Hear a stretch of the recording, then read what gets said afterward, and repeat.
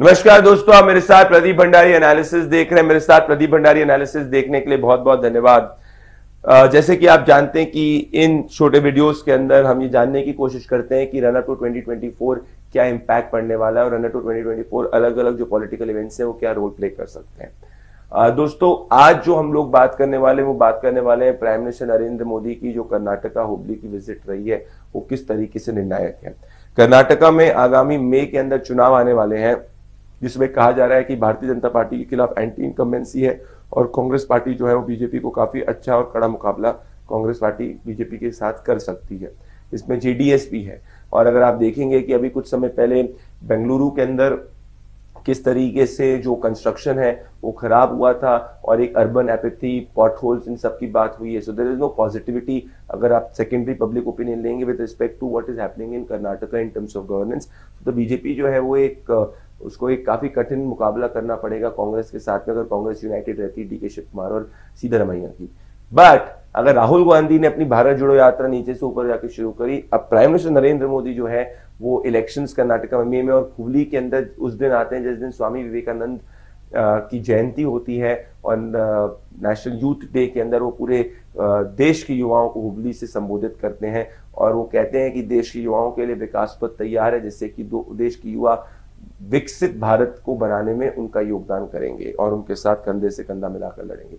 It is completely clear कि prime minister Narendra Modi जो है वो डीलिंग करना चाहते हैं कर्नाटका के असेंबली इलेक्शंस को और what Karnataka votes in run up to 2024। और पिछली बार कर्नाटका की 90% सीट बीजेपी ने जीती थी और कर्नाटका भारतीय जनता पार्टी का एक गढ़ कह सकते हैं साउथ के अंदर रहा है। इसके साथ में अगर आप ऑब्जर्व करेंगे कि बीजेपी अपनी साउथवर्ड मार्च के अंदर तमिलनाडु में भी अपने पैर जमाने की कोशिश कर रही है और उसके साथ में तमिलनाडु के साथ में बीजेपी जो है वो तेलंगाना के अंदर भी अपने पैर जमाने की कोशिश कर रही है। आंध्र प्रदेश में इतनी ज्यादा लड़ाई नहीं देखने को मिल रही है और केरला के अंदर जो है डेमोग्राफिक बीजेपी के फेवर में नहीं है। सो अगर प्राइम मिनिस्टर नरेंद्र मोदी कर्नाटका से विकास की बात करते हैं और अगर प्राइम मिनिस्टर नरेंद्र मोदी कर्नाटका से डेवलपमेंट की बात करते हैं, विकास पथ की बात करते हैं, जिस वक्त उस वक्त स्टेज पर अनुराग ठाकुर और चीफ मिनिस्टर बसवराज बोम्मई भी मौजूद थे, तो मतलब साफ है कि 2024 में कर्नाटका में प्राइम मिनिस्टर नरेंद्र मोदी की जो पिच रहेगी वो प्योर विकास की पिच होने वाली है और वो बताएंगे किस तरीके से 2019 से 24 के बीच में कितने हाईवेज बनाए, कितने इंफ्रास्ट्रक्चर प्रोजेक्ट बनाए, किस तरीके से देश को सुरक्षित करा। So that is the pitch that prime minister Narendra Modi Karnataka, Tamil Nadu, इन तमाम एरियाज के अंदर करेंगे। उसके साथ में जो कहा जाता था कि बीजेपी एक का डिस्टेंस है साउथ से, तमिलनाडु से, उसको भी जो है उस डिस्ट्रस्ट को भी कम करने की कोशिश की जा रही है। जिस तरीके से काशी तमिल संगम का ऑर्गेनाइज किया गया बनारस के अंदर प्राइम मिनिस्टर नरेंद्र मोदी की कॉन्स्टिट्यूंसी के अंदर।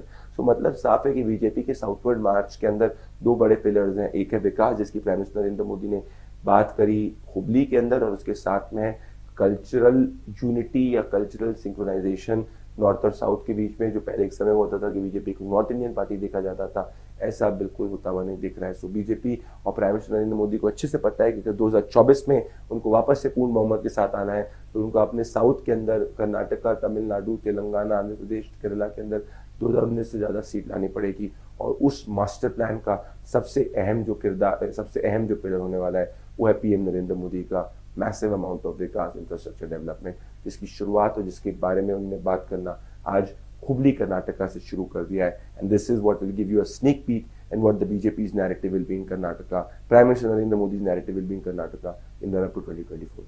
आप मेरे साथ प्रदीप भंडारी एनालिसिस में जुड़े, बहुत बहुत धन्यवाद, शुक्रिया।